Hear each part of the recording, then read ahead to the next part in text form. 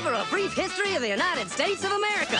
Hi, boys and girls, ready to get started? Once upon a time, there were these people in Europe called pilgrims, and they were afraid of being persecuted. So they all got in a boat and sailed to the New World where they wouldn't have to be scared ever again. Oh, I'm so relaxed. I feel so much safer. But as soon as they arrived, they were greeted by savages, and they got scared all over again. Indians! So they killed them all.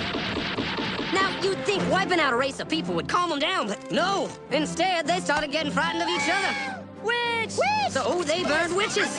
In 1775, they started killing the British so they could be free. And it worked, but they still didn't feel safe. So they passed a Second Amendment which said every white man could keep his gun. I loves my gun. Loves my gun. Which brings us to the genius idea of slavery. You see, boys and girls, the white people back then were also afraid of doing any work. So they went to Africa, kidnapped thousands of black people, brought them back to America, and forced them to work very hard for no money. And I don't mean no money like I work at Walmart and make no money. I mean $0. Nothing. Not a zip. Doing it that way made the USA the richest country in the world. So did having all that money and free help calm the white people down? No way. They got even more afraid. That's because after 200 years of slavery, the black people now outnumbered the white people in many parts of the South. Well, you can pretty much guess what came next. The slaves started rebelling. There were uprisings. An old master's head got chopped off. And when white people heard of this, they were freaking out and going, I want to live. Don't kill me, big black man.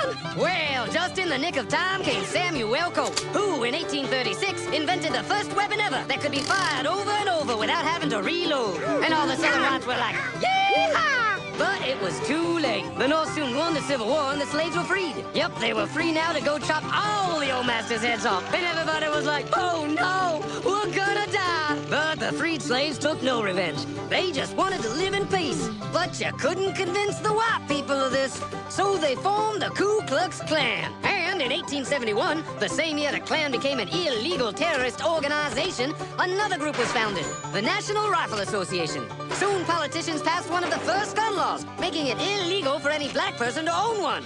It was a great year for America, the KKK and the NRA. Of course, they had nothing to do with each other, and this was just a coincidence. One group legally promoted responsible gun ownership, and the other group shot and lynched black people. And that's the way it was all the way to 1955, when a black woman broke the law by refusing to move to the back of the bus. White people just couldn't believe it. Huh? Why won't she move? What's going on? Man, all hell broke loose. Black people everywhere started demanding their rights, and white people had a major freaky field meltdown, and they were all like, run away! Run away! And they did. They all ran fleeing to the suburbs where it was all white and safe and clean. And they went out and bought 250 million guns and put locks on the doors, alarms in the houses, and gates around the neighborhoods. And finally, they were all safe and secure and snug as a bug.